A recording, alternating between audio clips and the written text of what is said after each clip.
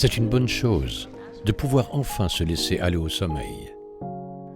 Faire une petite sieste pour recharger ses batteries. En quoi M. Richard s'estime-t-il différent des autres personnes ? M. Richard a déjà eu une journée bien remplie et doit se rendre à une réunion de parents d'élèves en soirée. Alors, il décide de s'octroyer un petit somme dans le train sur le trajet du retour. Mais qu'en est-il des autres ? Ils s'endorment régulièrement en cours de journée, parfois dans les endroits les plus insolites. Peu importe l'intensité des efforts qu'ils produisent, ils ne peuvent tout simplement pas rester éveillés. Clarisse, Monique et Pierre ont été diagnostiqués comme souffrant de narcolepsie. Ils ne sont pas nés avec ce trouble. C'est une maladie qui est survenue avec le temps. À un moment donné, quelque chose s'est modifié dans le cerveau de Clarisse. Des cellules de son cerveau qui régulent son temps de sommeil et d'éveil ont été reconnues par erreur par son système immunitaire comme des éléments hostiles. Les conséquences de ces changements sont irréversibles. Clarisse, Monique et Pierre se verront privés de leur capacité à réguler leur cycle de sommeil et d'éveil tout au long de leur vie. Et ce n'est pas tout. Lors d'un rire ou d'un fou rire, Pierre peut ressentir brutalement des symptômes d'engourdissement. D'autres fortes émotions peuvent entraîner le même effet.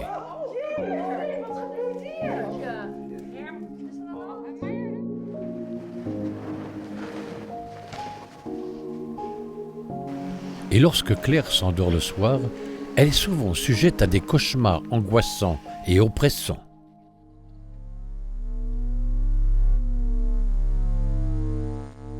Ces cauchemars sont parfois accompagnés par un sentiment de paralysie.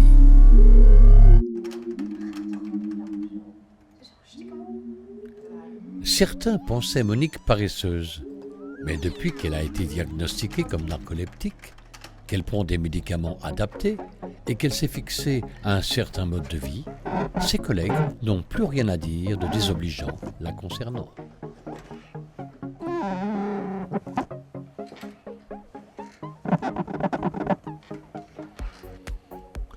Clarisse, Monique et Pierre savent qu'ils sont atteints de narcolepsie.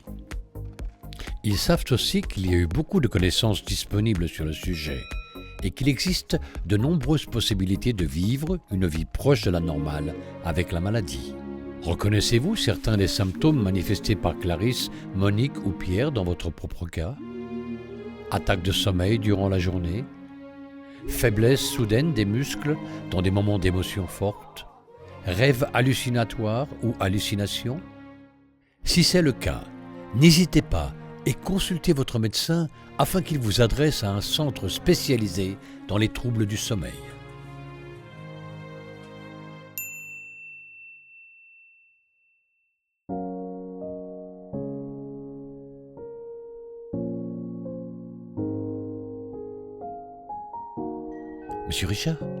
Monsieur Richard, réveillez-vous, il est l'heure, vous êtes arrivé.